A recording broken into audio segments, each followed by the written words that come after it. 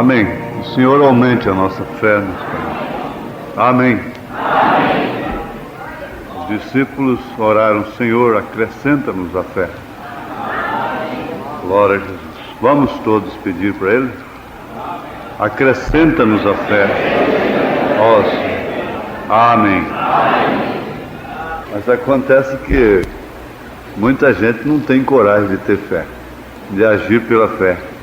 Nós muitas vezes não temos coragem de darmos um passo por fé, mas ouvindo e recebendo a mensagem, ela nos ajuda a dar o passo da fé. Amém? Amém. A leitura que nós temos será em 1 Reis, capítulo 18, verso 22, 39. Depois que eu fizer essa leitura, nós vamos cantar aquele hino: Só o Senhor é Deus. Vamos ficar de pé para lermos a Bíblia Sagrada. 1 Reis 18, a partir do verso 22. Então disse Elias ao povo: Eu só fiquei por profeta do Senhor, e os profetas de Baal são 450 homens. Deem-se-nos, pois, 2 bezerros, e eles escolham para si um dos bezerros, e o dividam em pedaços, e o ponham sobre a lenha, porém não lhe metam fogo. E eu prepararei o outro bezerro, e o porei sobre a lenha, e não lhe meterei fogo. Então invocai o nome do vosso Deus, e eu invocarei o nome do Senhor. E há de ser que o Deus que responder por fogo, esse será Deus. E todo o povo respondeu e disseram: É boa esta palavra. E disse Elias aos profetas de Baal: Escolhei para vós um dos bezerros, e preparai o primeiro, porque sois muitos. Invocai o nome do vosso Deus, e não lhe metais fogo. E tomaram o bezerro que lhes dera, e o prepararam, e invocaram o nome de Baal, desde a manhã até o meio-dia, dizendo: Ah, Baal, responde-nos. Porém nem havia voz, nem quem respondesse, e saltavam sobre o altar que se tinha feito. E sucedeu que ao meio-dia Elias zombava deles e dizia: Clamai em altas vozes, porque ele é um Deus. Pode ser que esteja falando, o que tem alguma coisa que fazer, o que intente alguma viagem, porventura dorme e despertará. E eles clamavam a grandes vozes, e se retalhavam com facas e com lancetas, conforme o seu costume, até derramarem sangue sobre si. E sucedeu que, passado ao meio-dia, profetizaram eles até que a oferta de manjares se oferecesse. Porém não houve voz nem resposta, nem atenção alguma. Então Elias disse a todo o povo: Chegai-vos a mim. E todo o povo se chegou a ele, e reparou o altar do Senhor que estava quebrado. E Elias tomou 12 pedras, conforme ao número das tribos dos filhos de Jacó, ao qual veio a palavra do Senhor, dizendo: Israel será o teu nome. E com aquelas pedras edificou o altar em nome do Senhor. Depois fez um rego em redor do altar, segundo a largura de 2 medidas de semente. Então armou a lenha, e dividiu o bezerro em pedaços, e o pôs sobre a lenha, e disse: Enchei de água 4 cântaros, e derramai-a sobre o holocausto e sobre a lenha. E disse: Fazei-o segunda vez. E o fizeram segunda vez. Disse ainda: Fazei-o terceira vez. E o fizeram terceira vez. De maneira que a água corria ao redor do altar, e ainda até o rego encheu de água. Sucedeu, pois, que, oferecendo-se a oferta de manjares, o profeta Elias se chegou e disse: Ó Senhor Deus de Abraão, de Isaque e de Israel, manifeste-se hoje que tu és Deus em Israel, e que eu sou teu servo, e que conforme a tua palavra fiz todas estas coisas. Responde-me, Senhor, responde-me, para que este povo conheça que tu, Senhor, és Deus, e que tu fizeste tornar seu coração para trás. Então caiu fogo do Senhor, e consumiu o holocausto, e a lenha, e as pedras, e o pó, e ainda lambeu a água que estava no rego. O que vendo todo o povo, caíram sobre os seus rostos, e disseram: só o Senhor é Deus, só o Senhor é Deus. Aleluia, glória a Deus, aleluia.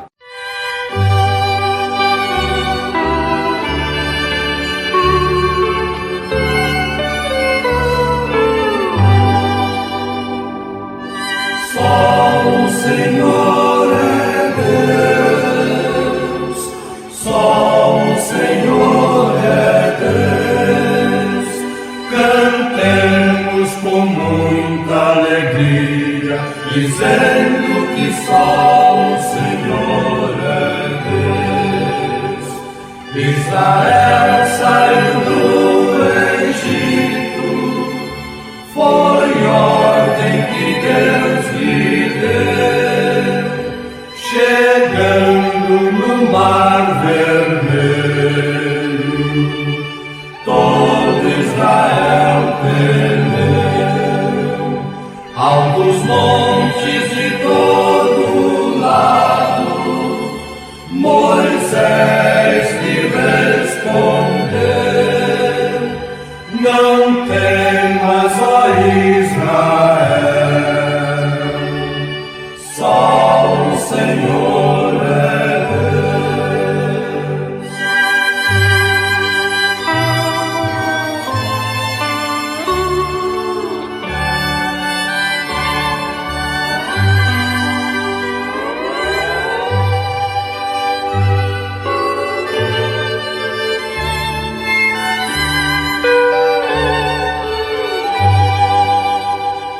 E Moisés ordenou o mar, que logo lhe obedeceu.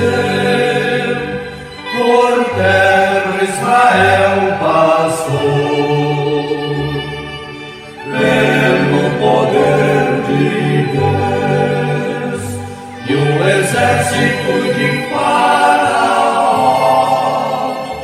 porém o mar pereceu. Moisés cantou dizendo: só o Senhor é Deus, só o Senhor é Deus, só o Senhor é Deus. Cantemos com muita alegria, dizendo que só o Senhor é Deus.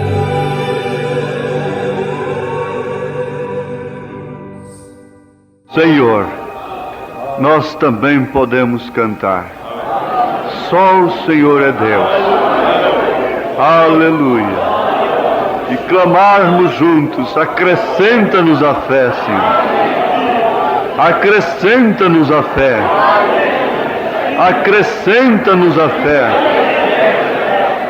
Aleluia. Elias estava cheio de fé. Sabia quem era ele. Por isso clamou. Aleluia. Depois de tão grande desafio, e o fogo do céu desceu. Graças a Deus. Glória a Jesus. Porque isto se repete hoje. Tem se repetido através das eras. Está se repetindo agora, ó Pai. Só o Senhor é Deus. Só o Senhor é Deus. Só o Senhor é Deus. Só o Senhor é Deus. Só o Senhor é Deus. Só Jesus é Deus. Só Jesus Cristo é Deus. Aleluia. Aleluia. Só Jesus Cristo é Deus. Só Jesus Cristo. Senhor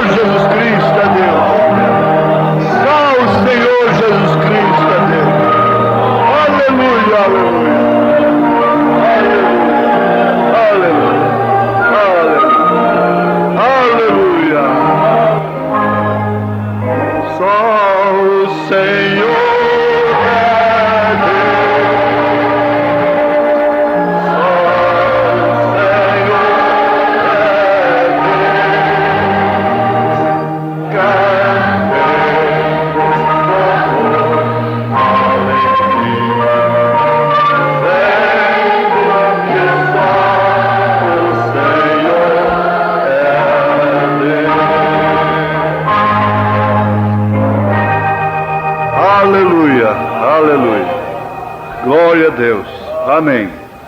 Todos nossos propósitos, mesmo particulares, envolvem a igreja e o povo de Deus. Elias não teve nenhum propósito em fazer tão grande desafio para si mesmo, somente para promover a si mesmo. Deixar uma história como um grande homem que fez fogo descer dos céus. Mas isto envolveu o povo de Deus durante todas as eras. Enquanto a Bíblia estiver aberta, aquele desafio envolve o povo de Deus. Até as cenas particulares de sua vida envolvem o povo de Deus. Até mesmo o seu alimento particular para nutrir o seu corpo envolvia o povo de Deus e envolve enquanto a Bíblia estiver aberta.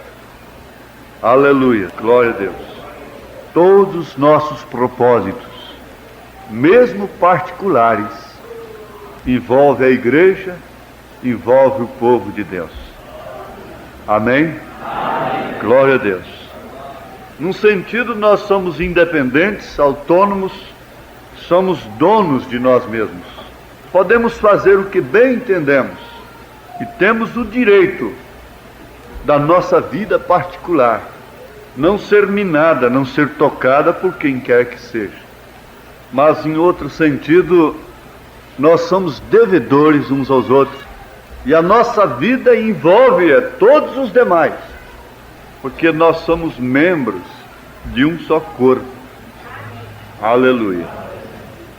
Isso nos leva a tomarmos conhecimento da nossa posição como membros desse corpo.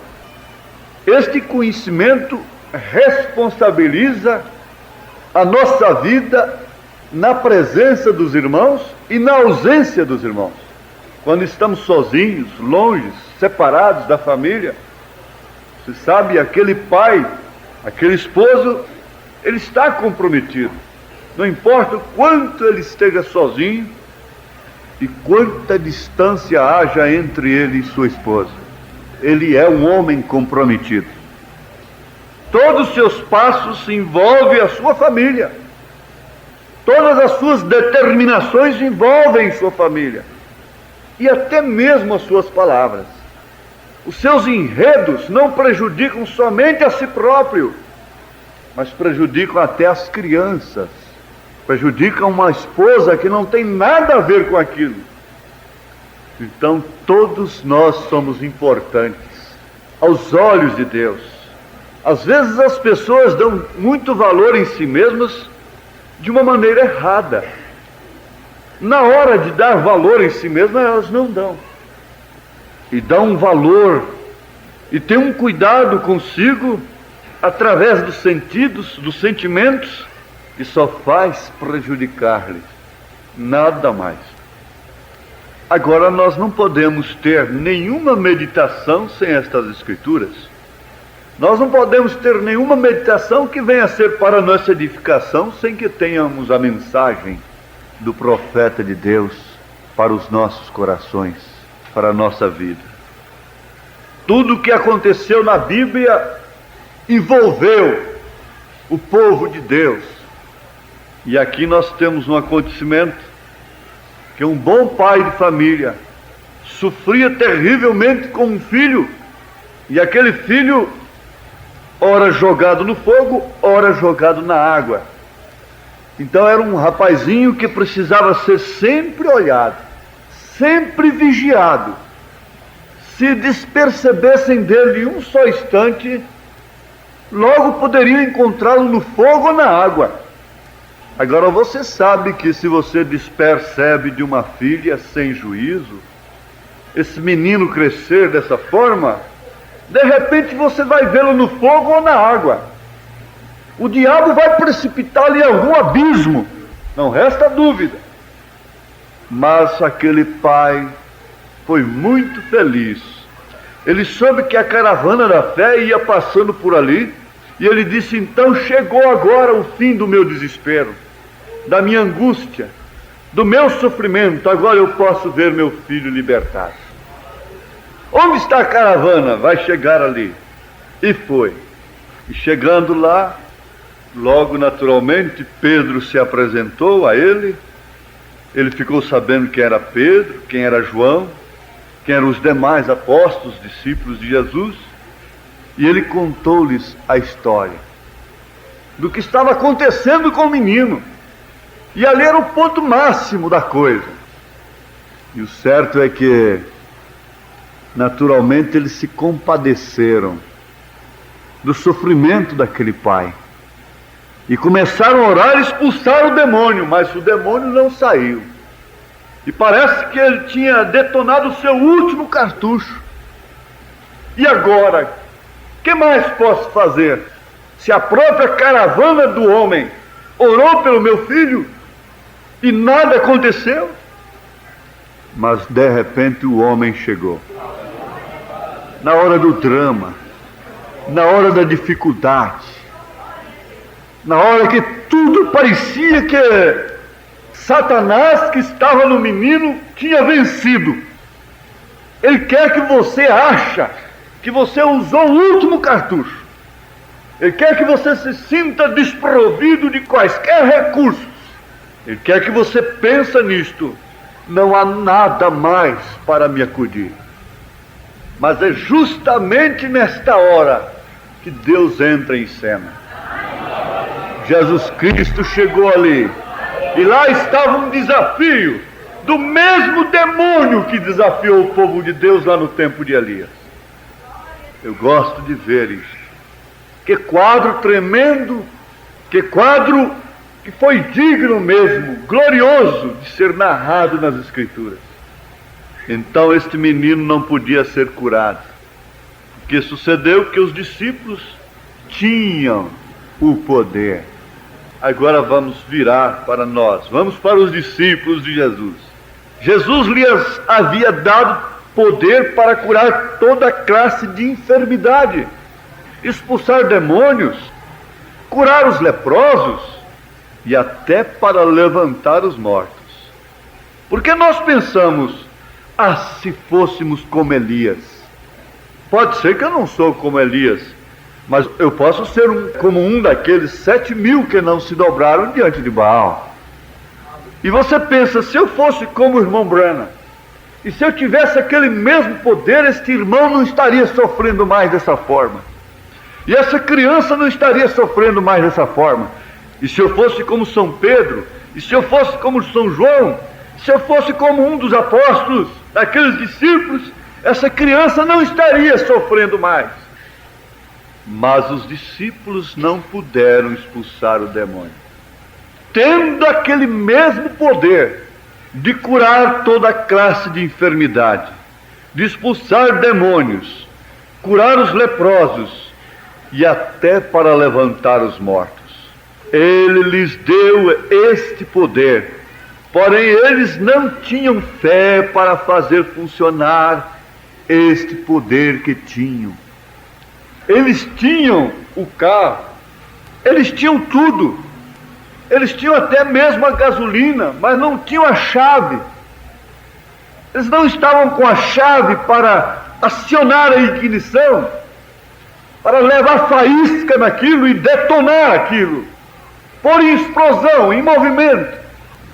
Agora, quando nós começamos a pensar que até o poder de subir, ora, quem pode subir mais do que qualquer alturazinha sobre todos os apoios? Mas como pode você subir com o seu corpo? Como pode você começar a se levantar aí? A gente sonha de vez em quando voando, e aquilo se torna uma coisa extraordinária para você, mesmo no sonho. Não é isso certo? Mas há poder em nós até para subirmos mais do que Apolo subiu. Há poder em nós para transpormos todas as galáxias. Esse poder não virá, ele já está em nós. Agora, algo tem que detonar essa pólvora. Você tem o cartucho, mas algo tem que bater ali na espoleta, para que o fogo vá na pólvora. Então aquilo será detonado E você sabe então o que pode acontecer com aquele tiro. Mas ninguém vai sair por aí com a espingarda nas costas dando tiro à toa. O verdadeiro caçador não faz isso. É quando chega o alvo esperado, é quando chega a hora esperada que ele vai detonar aquilo. Então havia poder neles para curar o menino, para expulsar demônios, para curar leprosos e até para levantar os mortos, até para chamar os que estão na sepultura. Esse poder está na igreja, porque a igreja é o corpo do Senhor Jesus. E nele habita corporalmente toda a plenitude da divindade. Se a igreja é o corpo do Senhor Jesus, esta voz tem que sair deste corpo. É a mesma voz que chamou a Lázaro do sepulcro depois de 4 dias ali, em estado de putrefação. Mas é que a proposta é muito grande. A proposta é enorme, a proposta para Sara era muito grande em relação à posição que ela estava, à condição que ela tinha no momento. Ela já não tinha coisas como uma mulher que concebe tem. Ela já tinha passado de idade, a proposta estava muito desproporcional à sua condição física, à sua condição do momento.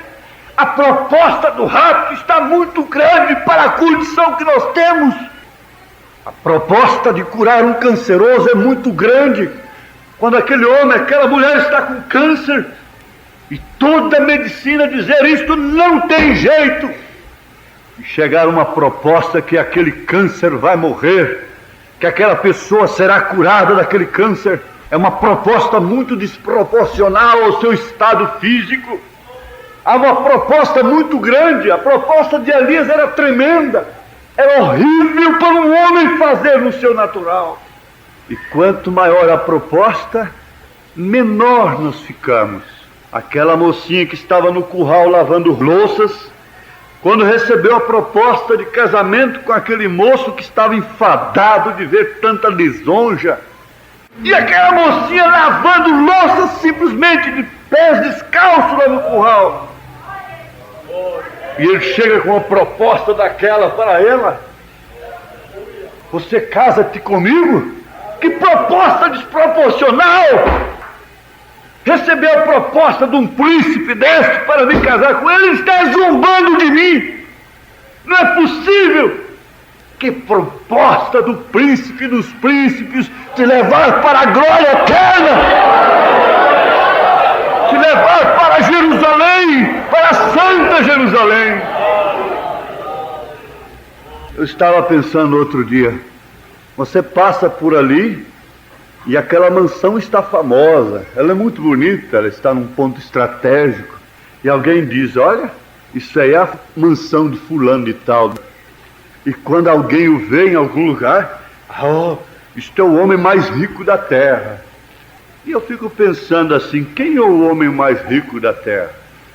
Eu sou o homem mais rico da terra, você é a mulher mais rica que existe na terra.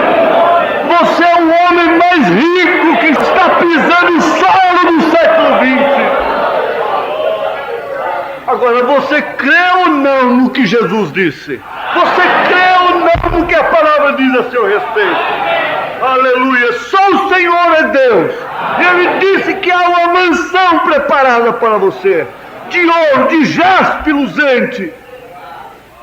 Eu sempre costumo dizer: se lá na Santa Jerusalém houvesse porcos, chiqueiros, estas mansões caríssimas aqui da terra, dos reis da terra, não servia nem para ser o chiqueiro da minha mansão lá na eternidade, nem para ser o chiqueiro de lá.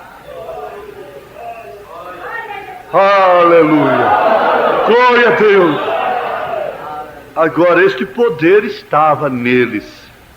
Eles naturalmente se encontraram desiludidos. Ele lhes deu este poder, porém eles não tinham a fé para fazer funcionar este poder que tinham. Nisso fizeram a pergunta a Jesus: por que não puderam fazer aquilo? Recordem, eles tinham a palavra, e então a palavra foi encarnada. E a palavra quem lhes disse: eu vos dou poder. Amém.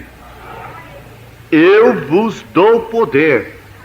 O crente chega ao ponto de não ser mais um admirador da fé dos outros, da fé de Elias, da fé de Moisés. Você não é apenas um admirador da fé do profeta. Fica só admirando a sua fé e suspirando: ah, se eu tivesse uma fé como aquela. Sim, eu vos dou poder. Eu vos dou poder. Então eles tinham o poder, porém não tinham a fé para fazer funcionar a palavra que se encontrava neles. Entendem? Mas isto tinha que ir para Jerusalém. Tinha que acontecer algo com eles. Viria um certo batismo sobre eles, que moveria aquele poder de uma maneira legítima. Você vê que depois de tudo isso, São Pedro chegou depois do Pentecostes, quando aconteceu aquele verdadeiro batismo. Ele chegou na casa de Dorcas. Ela estava morta, e ela era uma mulher muito caridosa e fazia roupa para os pobres, etc.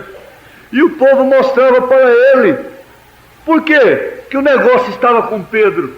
Porque o povo vinha mostrar para ele: olha aqui, ela que fez isso para mim, ela que fez isso para esse menino, ela fazia isso para nós, e agora ela está morta ali no quarto de cima. Ele chegou ali, tirou todo mundo de lá e ficou só ele e Deus. Aleluias, glória a Deus. E logo ele disse: Tabita cume, levanta-te, o povo está precisando de você. Ora, veja o quanto isto foi maior. E ela se pôs de pé, e ele a devolveu viva e sã para o povo. Mas isto é uma proposta muito grande em relação ao estado em que estamos vivendo. Você conhece a si mesmo, você conhece suas fragilidades, e quando vem uma proposta a respeito da dinâmica, a respeito de qualquer coisa, você se sente muito pequeno diante de Deus, em relação àquela promessa, em relação àquela proposta. Está entendendo você? Amém. Agora, Jesus tinha tudo que podia mover o seu poder. Ele era a palavra e tinha fé em que sucederia o que ele dizia. Disse: muito bem, traga o menino cá. Até quando vos tenho que sofrer? Ele tinha fé juntamente com seu poder. Por que foi assim? Ele disse: eu de mim mesmo não posso fazer nada. Por quê? É que ele confiou no que era, confiou em saber que ele era a palavra, e tinha fé em Deus. Quem também fez a palavra foi Deus. Ele foi Deus, a palavra, e a palavra estava nele, e isto lhe deu fé, porque ele entendeu sua posição. O segredo estava somente nisto. Entendendo a sua posição, você não se compromete em determinados passos da vida, porque você sabe que aquele compromisso vai prejudicar a sua fé amanhã. Ele sabia o que era, porque as Escrituras haviam prometido que ele faria essas coisas.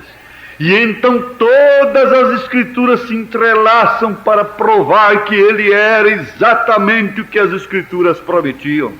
E ele sabia quem ele era. Então ele confiava no que Deus havia feito dele.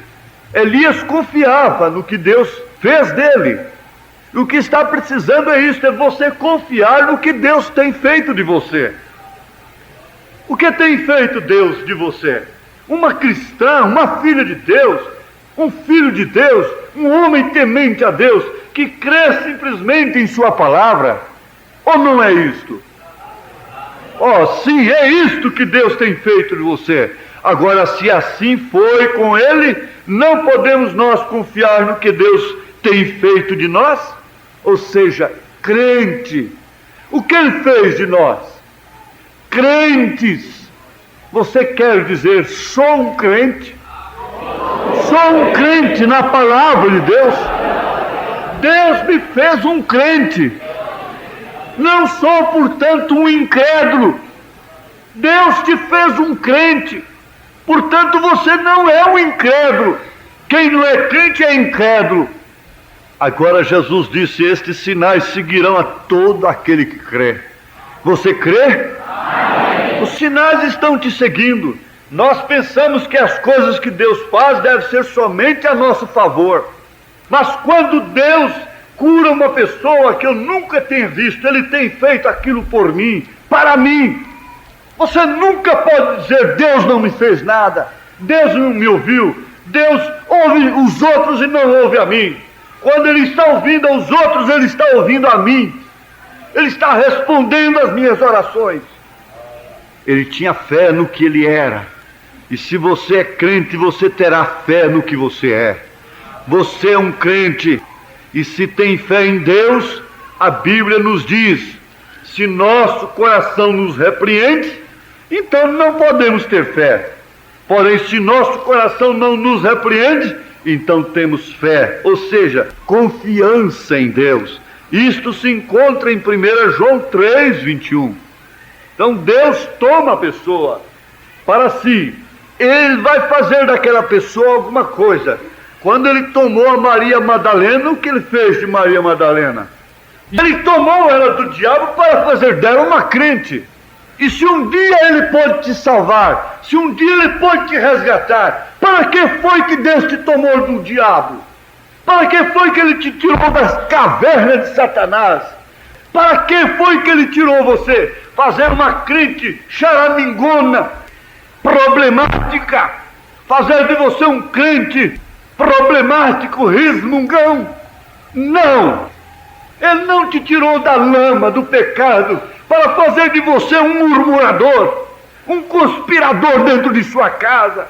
Ele te tirou da lama para fazer de você um crente como Abraão, um crente como Moisés, um crente como Elias, um crente como Ana foi. Ana foi uma crente, Simeão foi um crente na promessa de Deus. Somos crentes nas promessas do Senhor. Ele me tirou do pecado e fez de mim um crente. Ele te tirou do pecado para fazer de você um crente na sua palavra. Amém. Não um duvidador na sua palavra, não um questionador, não um buscador de pleito, não um problemático, mas sim um homem livre, um homem que crê na palavra de Deus, que crê no assim diz o Senhor. Deus está aqui para fazer de você um crente. Se você vem aqui, Deus te dá uma lavagem na mente, aleluias, uma lavagem com sua palavra, e diz: aqui não é lugar desta picumã do mundo, aleluia. Então Ele está limpando os canais para que Deus possa operar, para que a sua palavra possa operar, para que algo possa detonar um poder tremendo na igreja. Aleluia, glória a Deus. Ele tinha fé no que ele era. E se você é crente, você terá fé no que você é. Você é um crente. E se tem fé em Deus, a Bíblia diz: se nosso coração nos repreende, então não podemos ter fé.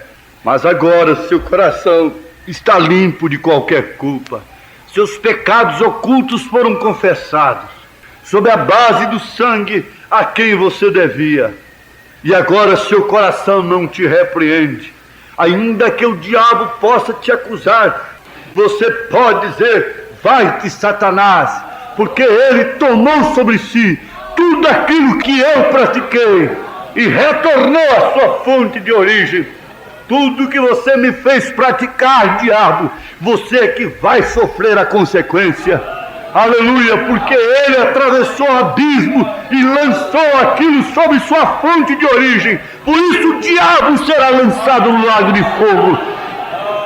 Glória a Deus, aleluia. Mas aqui nós vamos ter: ele não tinha dúvida alguma de quem ele era. Não há coisa melhor do que isso. Ele sabia que ele era filho de Deus. Ele o sabia porque a palavra o havia identificado. A palavra de Deus identificou quem era ele. Ele disse: se eu não faço as obras de meu Pai, então não creais em mim. Porém, se as faço, então crede-me pelas obras, porque elas são a manifestação da palavra prometida. Oh, se unicamente pudessem vocês se despertar a isso, o podem captar? A palavra mesmo identificou quem era ele. Disse: quem me pode convencer de pecado? Em outras palavras, quem pode me mostrar que minha vida e minhas obras não enquadram perfeitamente com o que deveria fazer o Messias? Quem pode me acusar de incredulidade na palavra? Ninguém podia dizer nada porque ele era. Então ele tinha fé para crer, e o que dizia sucedia. Então deu meia volta e disse: as obras que eu faço, vós também as fareis. Veja só que tudo está envolvendo a igreja, tudo está te envolvendo. Tudo que você ouve falar de José, tudo que você ouve falar de Elias, que Elias operou, tudo que você ouve falar de um personagem enviado de Deus nas Escrituras, envolve a sua pessoa. Termina em você. Todo mistério que é esperança da glória, tudo isto termina na igreja. É conclusão. Tudo que você faz é para os seus filhos. Tudo que você faz é para concentrar recursos para a sua família. Você trabalha em função de sua família. Deus trabalha em função de sua família. Deus trabalha em função de seus filhos. Tudo termina em você. Aleluia! Quando ele pode nos mostrar que ele cria na palavra, que ele cria naquilo que ele era, então a Bíblia vem vindo, e nós ficamos olhando: é ele, mas daqui a pouco ele mesmo vem e disse: aquele que crê em mim fará as mesmas obras que eu faço. E logo ele disse: vou e venho para vós, e dou-vos poder. Tudo que ele fez foi em função da igreja. Envolve a sua igreja, envolve o seu povo. Ele não usou o seu poder para si próprio, simplesmente para se projetar como um Deus absoluto, o que na verdade o é. Não simplesmente para se apresentar como Cristo, o Deus encarnado, mas tudo tinha um propósito: envolver a sua igreja, envolver as suas pessoas, a sua família. Isto é verdade? Aleluia! Ó irmão, pode você comparar o cristão de hoje com aqueles cristãos da antiguidade? Como aqueles discípulos caminharam no poder do Espírito, movidos pelo Espírito Santo, foram prisioneiros de Cristo, prisioneiros da palavra e da vontade de Deus. Não podiam nem se mover enquanto Deus não os movia. Por isso, quando Deus os movia, aquilo acontecia. Não era de muita conversa. Subiu no púlpito, o que ele falava acontecia. Não lhes agrada ver uma igreja como essa? Assim vai suceder. Tem que vir, eu creio que já está em marcha. Aleluia, glória a Deus. A palavra identificou a ele pelo que ele era, e agora a mesma palavra nos identifica. Ele disse: se alguém me ama, guardará meus mandamentos. E se alguém diz que me ama e não guarda meus mandamentos, todos os mandamentos, o tal é um mentiroso e a verdade não está nele. Você disse: eu não creio naquilo. Bem, isso nos mostra que você é incrédulo. Isso é tudo. Se a Bíblia o diz, isso significa que é correto. Ali fica acertado tudo. O que a Bíblia diz, isso é verdade. Agora notem bem as palavras de Jesus em São João 15. Se estiverdes em mim, pronome pessoal, ou seja, ter fé nele, e minhas palavras estiverem em vós, pedireis tudo o que quiserdes. Agora ele sabia quem era e por isso podia ter fé. A fé podia operar quando ele sabia o que era. Logo, se estiverdes em mim e as minhas palavras estiverem em vós, então conhecereis quem sois. Este aqui é o segredo. Então conhecereis quem sois. Pedi tudo o que quiserdes e vos será feito. Não seria maravilhoso o seguinte?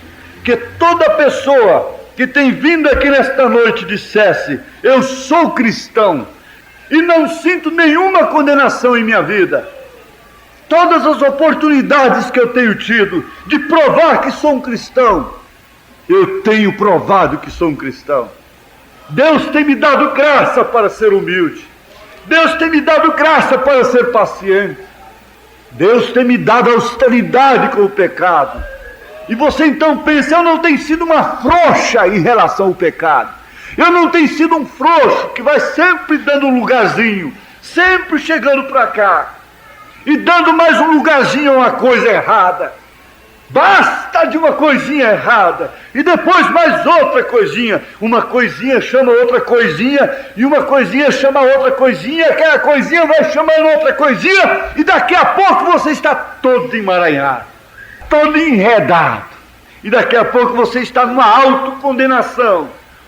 Mas se você dizer-lhe, que maravilha seria isso, se todos que estão aqui nessa noite pudessem dizer: sou cristão e não sinto nenhuma condenação naquilo que tenho falado, naquilo que estou falando, naquilo que vou falar, naquilo que tenho pensado, naquilo que estou pensando, naquilo que vou pensar, naquilo que eu tenho feito, naquilo que estou fazendo, naquilo que eu vou fazer, que está com um propósito no meu coração. Isto não me condena. Sou um cristão e não há condenação na minha vida. Posso olhar para o meu marido cara a cara e nada me condena. Posso olhar para a minha esposa cara a cara e não me condena o coração. Posso olhar para o meu irmão e nada me condena. Ele trabalhou para mim e eu posso agora olhar para ele cara a cara, porque o seu suor foi pago honestamente. Eu trabalhei para ele e fui fiel no meu trabalho. Posso olhá-lo cara a cara. Não há nenhuma condenação. Nada pode impedir o poder de Deus se manifestar. Quando um povo se reúne desta forma, sem nenhuma condenação, o poder de Deus penetra, o câncer é desfeito, toda obra do diabo, do maligno, tem que ser destruída. Mas quando nós começamos a inclinar as cabeças e pensando: disto eu estou com vergonha, isto me envergonha, Senhor, isto me envergonha. Graças a Deus, porque ainda sente vergonha, porque a pessoa que está obstinada no mundo não sente vergonha. Há uma condenação sobre o mundo. Se não houvesse o combustível, o inflamável que havia em Sodoma e Gomorra, podia cair o quanto de fogo ali que não queimava. Mas havia um combustível ali. O combustível era o pecado, era o sodomismo, era a licenciosidade. Então a terra está cheia de inflamável. Por isso o fogo virá. Aleluia, glória a Deus. Aleluia. Há muita condenação nas consciências. Há muita condenação quando termina uma construção. Reclinar sua cabeça no travesseiro e dormir, sem saber se acorda amanhã cedo, com injustiças, com condenações. Mas existe o dia para ele. Disse Santiago: o jornal dos jornaleiros clama sobre vós, e não há oração que possa responder. Não há oração que possa tirar a aflição de um povo condenado. E o profeta diz: você não pode abençoar a quem Deus amaldiçoou.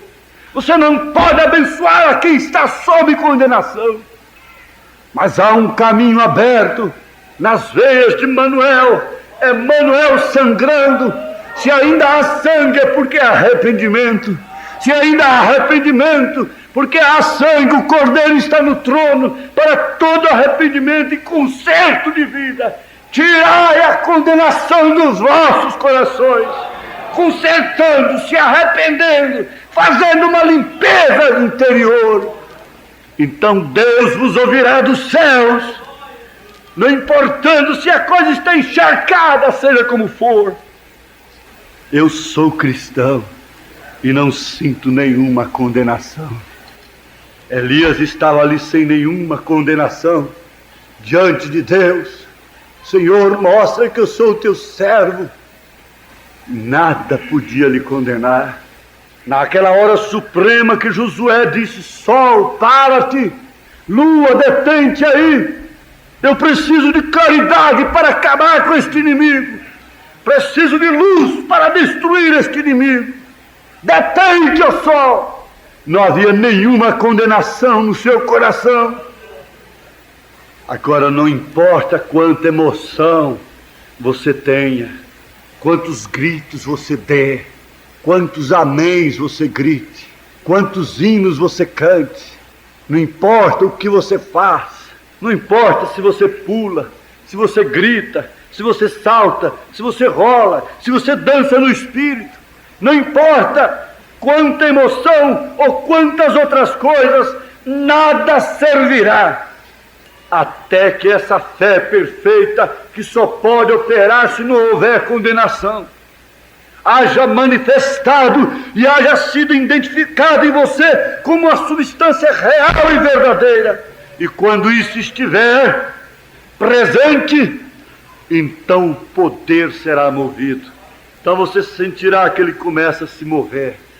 O gigante, o grande leão, que estava adormecido, parado ali, você vê então quando ele começa a se gesticular, você logo começa a ver. Você vê que quando o cabelo de Sansão cresceu, logo ele começou a sentir os seus músculos. E ele gritou somente uma vez mais, Senhor. Somente uma vez mais. O poder começou a se manifestar. Ele sentiu uma reação interior.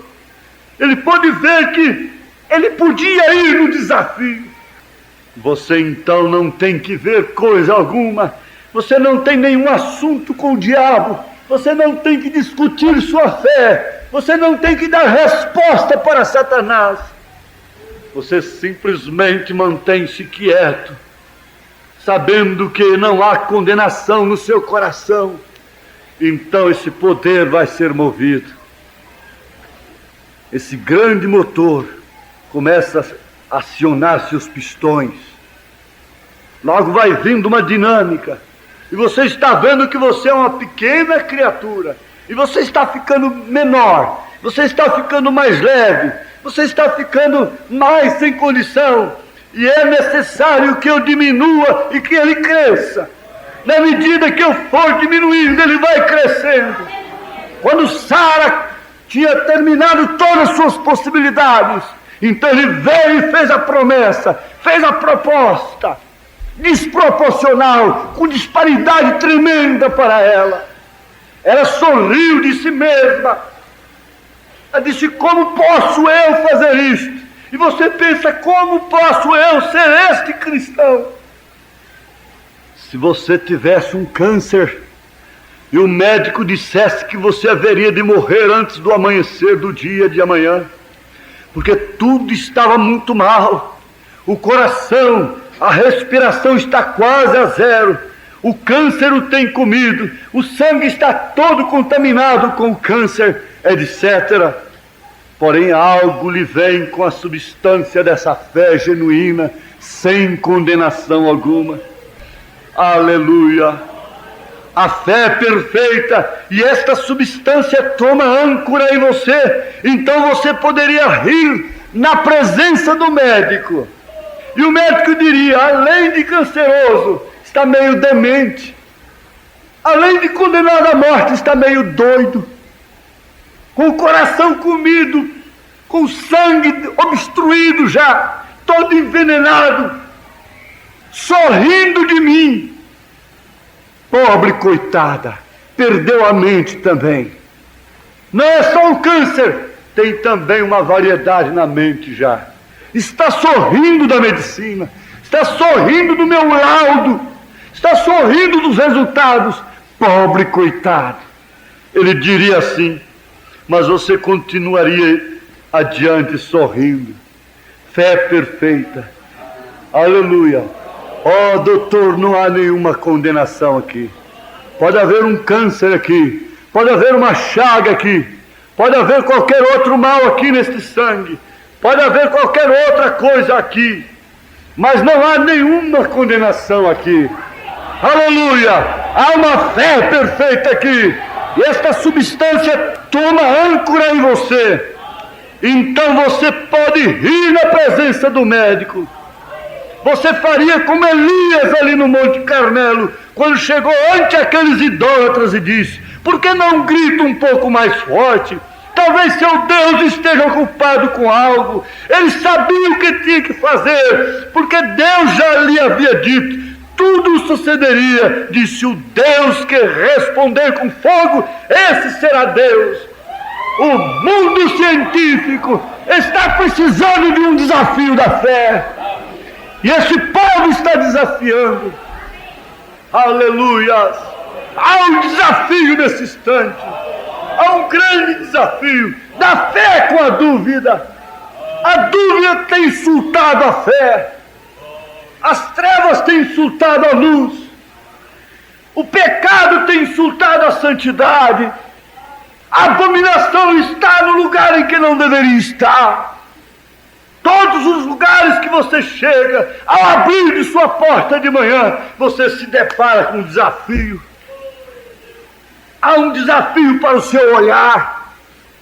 E cada instante que você vive, há um desafio de sintomas. Há uma tontura, há uma dor de cabeça. Há uma coisa que você foi dormir sem ela e amanheceu com ela. Há alguma coisa te desafiando. Há uma notícia da arte do menino, do comportamento do filho, do comportamento da filha. O desafio está aí, mas você vai indo, vai andando. Deus está te vendo. Deus estava olhando Elias ali. Deus estava olhando Moisés. Moisés com os braços cruzados e as serpentes por ali. Os magos passando a mão em suas barbinhas e dizendo: olha o grande mágico. E Faraó sorrindo e zombando, e Moisés sério, simplesmente com os braços cruzados, sem apelação alguma. E logo aquela serpente de Moisés começou a engolir a dos magos, e daqui a pouco os magos estavam com seus pescoços cortados, porque o próprio Faraó tratou de destruí-los. Eles disseram: muito bem, nós aceitamos o desafio. E começaram a pôr água sobre os altares. Eles feriam seus próprios corpos. Eles estão todos cheios de si em todos os setores da vida. Eles estão como sendo donos da situação. Mas, no entanto, não há confiança no homem, a não ser no homem que tem crido na mensagem de Elias para esta era, e que tenha sido batizado com o batismo da mensagem. O batismo do Espírito da mensagem não é só estar dentro da mensagem, mas é a mensagem estar dentro dele. Aleluia, glória a Deus. Baal, responde-nos. E ali pelo outro lado estava Elias, tranquilo como sempre. Você não pode ver uma cristã agitada, um verdadeiro cristão agitado, na hora de um pânico, na hora de um desafio. Não pode estar procedendo como os infiéis, como os descrentes, na barroada de um carro, e nisto ou naquilo. Você, sem perceber, você manifesta que é um cristão, que é uma cristã, que há uma coisa que domina seus ímpetos, há uma coisa que açoita a sua velha natureza, incontinente, dura, revoltada. Você sabe disto? E Elias estava ali, tranquilo como sempre, tranquilo como sempre, não só na segunda-feira depois de um culto de domingo, na terça-feira e já na quarta-feira já esqueceu do culto de domingo, não na véspera da ceia, não depois 2 horas, 3 horas ou 10 horas depois da ceia, mas ancorado dia após dias após dias. Eu posso ver essa mocidade num desafio tremendo, maior do que o de Sadraque, Misaque e Abednego. Vocês estão escrevendo coisas muito maravilhosas, se possível faria maiores do que estas, maiores do que a de Sadraque, Misaque e Abednego. Essa mocidade está escrevendo. Se houvesse tempo, essa seria a continuação da Bíblia. E se aqueles do passado pudessem ler o que esses do futuro fizeram, eles ficariam maravilhados. Os pregadores diriam: ó, sim, Sadraque, Misaque e Abednego, vocês foram lançados na fornalha de fogo. Isso poderia destruí-los numa fração de segundo. Mas lá não. Lá aquelas moças ficaram assim, sendo tentadas, e tentação de todas as formas. Eles diriam para os crentes que morreram nas arenas: vocês foram lançados logo na fogueira, e queimaram e se descansaram, selaram o testemunho. Mas eles não. Foi assim, a luta, a tentação para ganhar a vida, para ganhar o pão de cada dia. Uma mentira de cá, outra de lá, um emprego para ser sustentado e para se vestir honestamente e viver honestamente. Foi uma coisa assim, uma guerra psicológica, e aquela guerra fria, água batendo, água mole na pedra dura, todos os dias, aquela tentação diária dentro de casa, na rua, e essa mente combativa, desafiada. Eles diriam: é verdade, melhor fora para nós morrer logo, queimados na fogueira, não é? Glória a Deus, aleluia. E vejam bem, quando tudo estava em ordem, aleluia, Elias chegou, e eu posso ver Elias ali, diz a Bíblia. Então Elias disse ao todo o povo: chegai-vos a mim. E todo o povo se chegou a ele. Ele chamou o povo para ver o que era o poder de Deus. E reparou o altar do Senhor que estava quebrado. Reparou o altar. Você tem que reparar o altar da casa, do culto doméstico, começando por aí. Reparar sua vida. Esse é o altar de Deus. E Elias tomou 12 pedras, testemunho apostólico das tribos, conforme o número das tribos dos filhos de Jacó, ao qual veio a palavra do Senhor dizendo: Israel será o teu nome. E com aquelas pedras edificou o altar em nome do Senhor. Depois fez um rego ao redor, e parece que eu posso ver Elias calvo, e sua testa suando, e o suor correndo, e ele fazendo aquele trabalho ali, e todo mundo esperando o que esse homem vai fazer. E ele pegou aquelas pedras, naturalmente levantava, punha as duas mãos na cintura, respirava um pouco e continuava. Depois fez um rego em redor do altar, segundo a largura de 2 medidas de semente.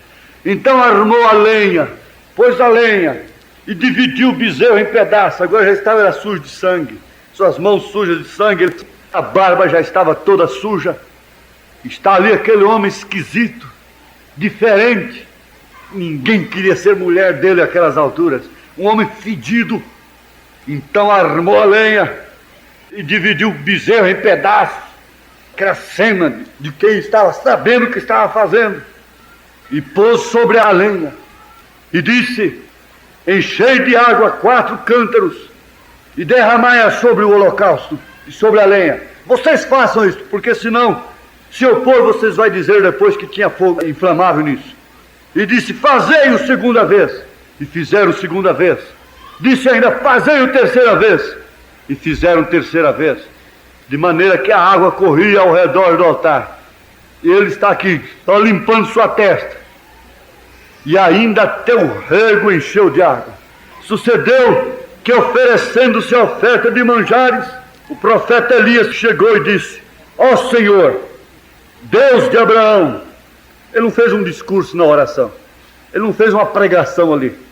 Ele simplesmente disse: ó Senhor, Deus de Abraão, de Isaque e de Israel, manifeste-se hoje que tu és Deus em Israel, e que eu sou teu servo, e que conforme tua palavra fiz todas estas coisas.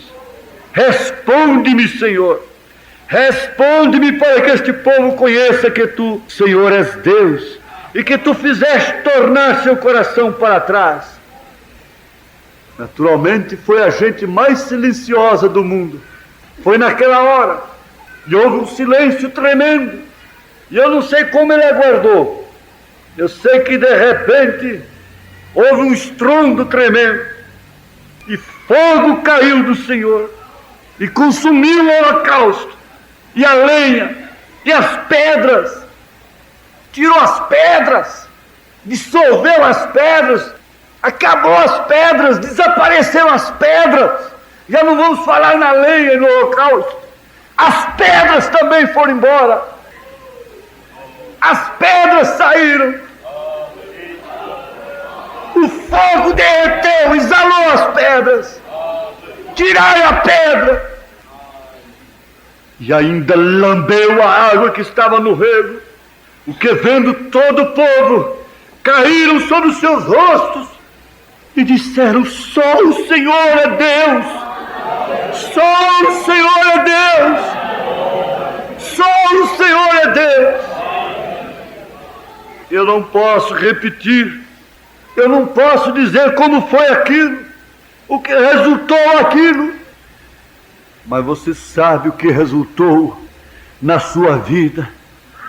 Esse fogo dos céus, batismo do Espírito Santo, que desceu, queimando, dissolvendo, exalando as pedras da sua vida, consumindo tudo. E agora você pode perceber que o profeta diz aqui que ali estava o Deus de Abraão, ali estava o Deus de Isaque, ali estava o príncipe de Jacó, ali era aquele Deus que tiveram honrado Abraão, que honrou a Isaque, que honrou Israel, é o que estava honrando a Elias naquela hora.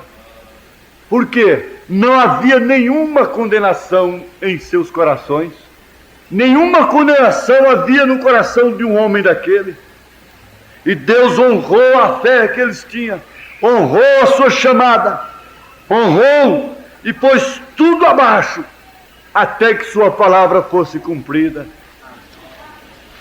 Vamos ficar de pé. Senhor Deus, temos ouvido o suficiente, ó Pai, para tirarmos qualquer condenação do nosso coração, mediante o desafio que enfrentamos nesses dias, que a juventude enfrenta, que os homens, as mulheres enfrentam, que o corpo do Senhor enfrenta nesta vida. E agora, Deus, há um desafio também da doença. A doença tem desafiado o teu povo. E se há um corpo enfermo na terra, é o corpo do Senhor Jesus Cristo. Porque, além de sofrer os danos da alimentação pervertida, da atmosfera poluída pela evolução do século, ainda tem mente combativa contra aquilo que o mundo não combate. É a maior batalha jamais pelejada, é o maior desafio que já houve sobre a terra, é sustentar-se como um cristão sem nenhuma condenação em seu coração, nesta hora presente deste século. Te pedimos, ó Deus, que esta palavra seja o suficiente, não para emocionar, não para dar gritos, não para dançar no espírito e dizermos que o Senhor estava no nosso meio, mas simplesmente para voltarmos com um inventário introspectivo. Sou um cristão e não há condenação no meu coração. Sou uma cristã e não há condenação no meu coração. Portanto, eu desafio nesta hora ao diabo, ao câncer, toda doença nesse instante a se manifestar. Digo humildemente diante do meu Deus, não com uma voz de trovão, mas com uma voz humilde, cansada, porém confiada no meu Deus. Que os vermes, que os germes, que as bactérias se manifestem. Não importa se elas sentem mal, se irmãs venham a desmaiar, se homens venham a vomitar, não importa se sintam mal do estômago, não importa se tenham tontura nesse instante, não importa se não aconteça nada, se não sentir nada, não importa se alguém rolar no chão, não importa se houver gritos, desespero, não importa se houver silêncio, não importa coisa alguma, Senhor, mas importa o Teu poder, movendo secretamente, matando muitos vermes, lombrigas solitárias, aleluias, obstruindo doenças nos ossos, na coluna, nos fígados, também nos esôfagos, intestino delgado, estômago, aleluia, nos pulmões, aleluia, em todos os órgãos internos, vesícula, intestinos, cérebro, essa maldita sinusite, esse mal nos nervos dos olhos, doença nos olhos, nos broncos, bronquite asmática, oh Deus, doença nos ouvidos, deformação nesses ossos infantis, nos pezinhos das crianças, não importa onde for, mesmo na pele ou no cabelo, oh aleluias, gastrite, toda obra maligna, e agora o próprio câncer,